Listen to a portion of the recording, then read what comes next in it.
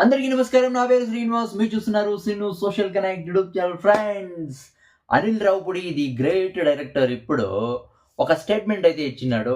నా రేంజ్‌కి 25 కోట్ల రూపాయలు డిమాండ్ చేయడం తప్పు లేదు అనే ఒక స్టేట్మెంట్ అయితే ఇచ్చినాడు. అది సోషల్ మీడియాలో చాలా అంటే చాలా ట్రెండింగ్ అయితే అవుతోంది. కొంతమంది కామెంట్స్ అయితే చేస్తున్నారు. నీ మొఖానికి 25 కోట్లా? నీకెందుకురా 25 కోట్లు? నీకంత సీన్ లేదు అని కొంతమంది. లేదు లేదు. నీకు 25 కోట్లు కాదు 30 కోట్లు ఇచ్చినా తక్కువే. ఎందుకంటే నువ్వు సినిమాలు బాగా తీస్తావు కాబట్టి 25 కోట్ల రూపాయలు నీకు తక్కువే అని కొంతమంది కామెంట్స్. కొంతమంది వెక్కిరిస్తా ఉన్నారు. అసలు ఏం జరిగిందని మనమైతే తెలుసుకుందాం.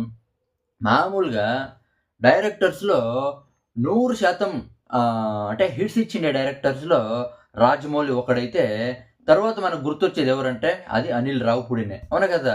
తీసిన సినిమాలన్నీ సూపర్ హిట్‌లు, బ్లాక్ బస్టర్ హిట్‌లయితే కొట్టినాడు. అవునా కదా!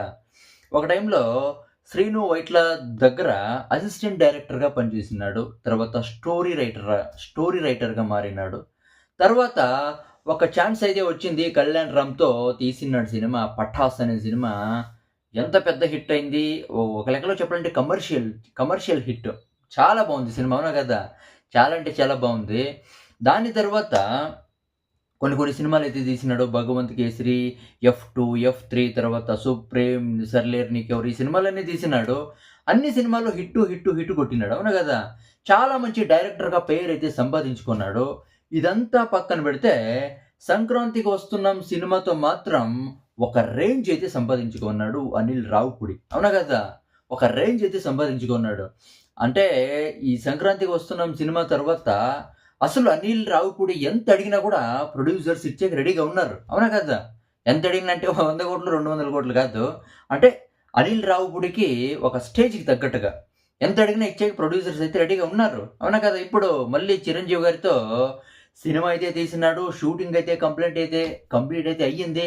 'మనశంకర్ వరప్రసాద్' గారు ఇది కూడా ఒక పెద్ద హిట్ అయితుందని అందరూ అనుకుంటున్నారు. సంక్రాంతికి అయితే రిలీజ్ అవుతుందంట.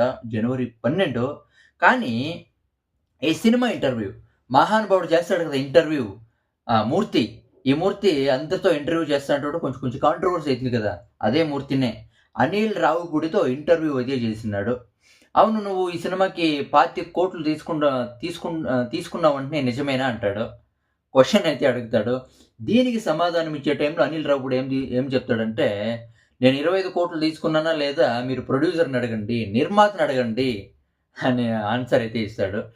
నిజంగా చెప్పాలంటే మీకు తెలుసు గదా!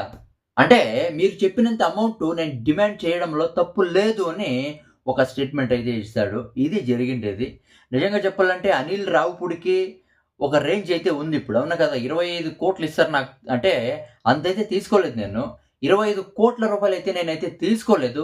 సినిమా బడ్జెట్ పరంగా ఎంత కావాలో అంతైతే తీసుకుంటా.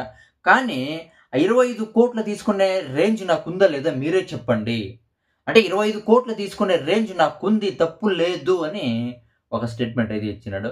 ఇది కొంచెం సోషల్ మీడియాలో వచ్చి కొంచెం ట్రెండింగ్ అయితే అయింది. కొంతమంది నెగెటివ్ కామెంట్స్, కొంతమంది పాజిటివ్ కామెంట్స్‌తో రిప్లై అయితే ఇస్తా ఉన్నారు. ఇక దీని గురించి మీరేమనుకుంటారో కామెంట్ అయితే చేయండి. ఫటాఫట్ సబ్స్క్రైబ్ చేయండి, లైక్ చేయండి. By by.